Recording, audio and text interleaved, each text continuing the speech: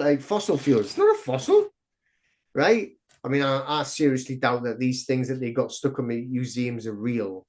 By the way, I don't agree with No, these no, guys. and to be honest with you, that's one of the other ones because sometimes we go on different angles and we find, but it was like said with the Romans when they were building all the. How come there was nothing? It was only the last 200 years that they come across like the dinosaurs, and then we had all the dinosaurs and like so-called comet and everything in this. It's impossible. Every single thing that they're telling us is a lie. They just manipulate everything, so then it's impossible to know what's true. But like how is it only for 200 years that they're finding bones? They would have been finding them for thousands of years.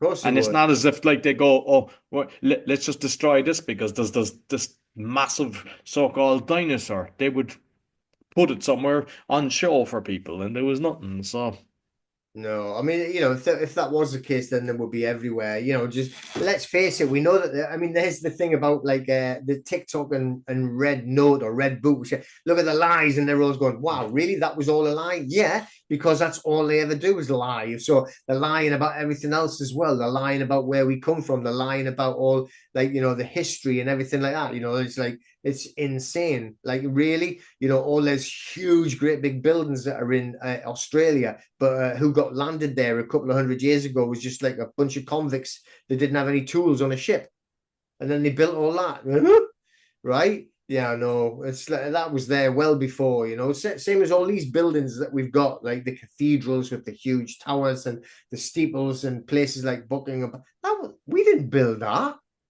That's been taken over, want a reset, and they just don't want you to know what happened.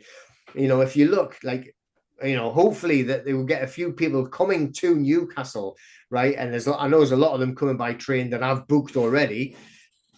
Go through the station and see the size of it, right? Why is it so big? Why are the doors, the entrance doors, and they did used to have wood in, by the way, they haven't got the wood there anymore. Why are they so big? Right? You could fit a bus through there, right? And the buses didn't go on trains, didn't need them, right? It's huge. They're huge, these doors. And you go into the actual train station itself, you can hardly see the roof. It's so high. Why is that? Right? And if you get a chance, go into the pub in the actual, and not the outside one, the inside one.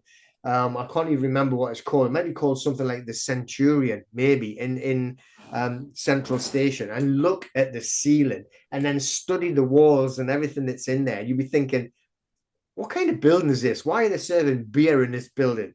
It's amazing. You've got to look at these things and realize we are we've been put into this place we should never have been in the first. It's come from a different time zone, and they've got rid of whoever was living there, and now we've been put in instead.